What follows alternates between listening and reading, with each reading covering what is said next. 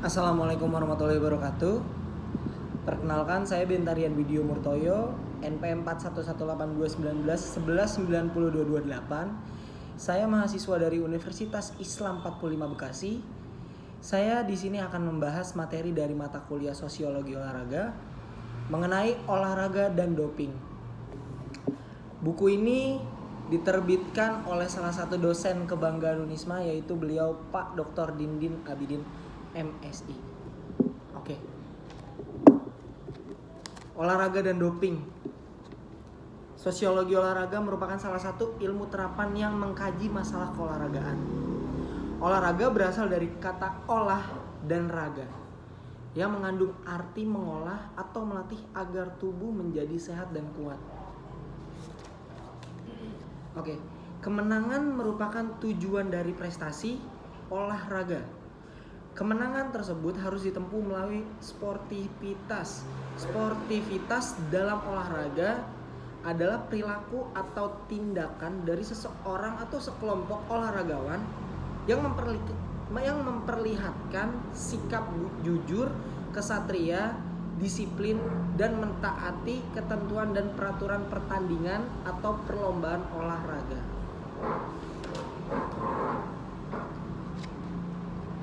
Banyak olahragawan yang tidak sabar dengan lamanya latihan atau tidak puas dengan proses hasil latihannya, yang akhirnya mencari cara lain untuk meningkatkan kemampuan mereka, yakni melalui doping.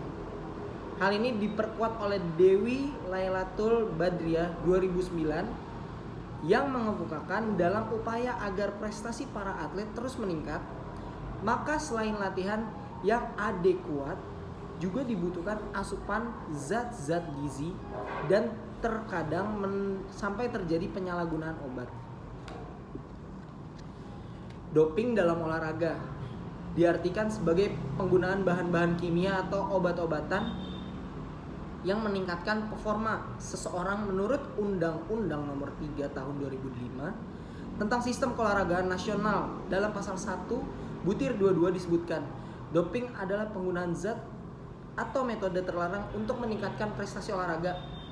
Dalam undang-undang tersebut dinyatakan pula bahwa doping dilarang dalam semua kegiatan olahraga. Pengertian doping. Kata doping pertama kali muncul di Kamus Bahasa Inggris pada tahun 1889, yakni doping berasal dari kata dope, yaitu campuran candu dengan narkoba atau biasa disebut narkotika, yang pada awalnya digunakan untuk acuan kuda di Inggris. Menurut Undang-Undang Nomor 3 Tahun 2005 tentang Sistem Keolahragaan Nasional bab 1 Ketentuan Umum Pasal 1 Ayat 22, doping adalah penggunaan zat atau metode terlarang untuk meningkatkan prestasi olahraga.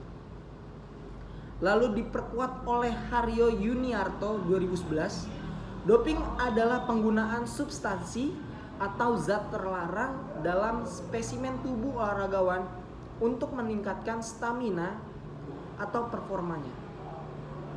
Dalam UU Nomor 3 Tahun 2005 tentang Sistem Nasional Olahraga dijelaskan secara jelas mengenai doping. Yang ini pasal 85 yang berbunyi 1. Doping dilarang dalam semua kegiatan olahraga.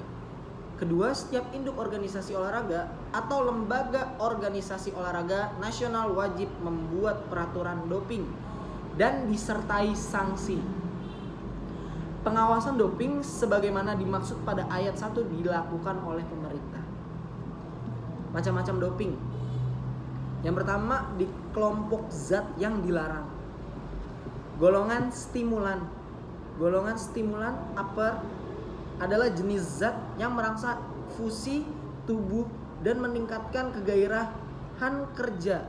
Jenis ini membuat pemakaiannya menjadi aktif, segar, dan bersemangat.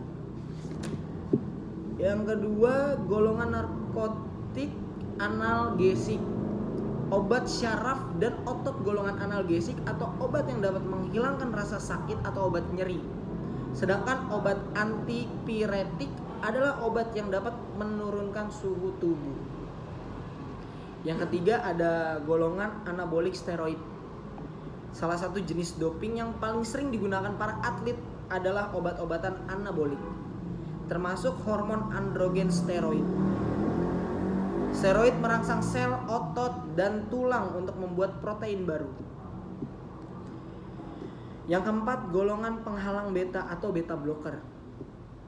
Zat doping ini biasanya digunakan oleh pemanah dan penembak dengan tujuan meningkatkan ketenangan, mengurangi tangan gemetar, menurunkan denyut jantung agar lebih mudah berkonsentrasi. Adalah obat yang tergolong beta blocker. Yang kelima ada golongan diuretika. Diuretika bermanfaat dalam pengobatan berbagai penyakit yang berhubung dengan resensi abnormal garam dan dalam air kompartemen ekstraseluler tubuh, biasanya dirujuk sebagai edema. Yang keenam ada golongan peptida hormon, yang termasuk zat golongan peptida hormon adalah androcorticotropik hormon, erythropoietin, gonadotropin growth hormone, dan relasi faktor substansi tersebut. Metode yang dilarang: suntikan erythropoietin dan menyuntikkan darah atau sering disebut doping darah, atau autotransfusi, yaitu pemberian darah, sel darah merah, pembawa oksigen buatan, dan produk darah yang terkait dengan atlet sebelumnya diambil secara latihan dan dimasukkan kembali pada waktu bertanding. Contoh olahraga yang biasa memakai suntikan erythropoietin untuk lari jauh, maraton, triathlon, ski, berenang 800 meter, dan balap sepeda jarak jauh. Manipulasi farmakologik yang kedua, metode yang dilarang, yaitu penggunaan bahan atau metode yang mencoba mengubah kejujuran dan validitas sampel dalam pengawasan doping. Kelompok zat yang dilarang dan dalam batasan tertentu diperbolehkan. Yang pertama ada antasida, kedua ada anti mual, ketiga ada anti asma dan alergi, yang keempat ada obat batuk sirup, kelima ada obat dekongestan hidung, obat penenang, dan obat kontrasepsi.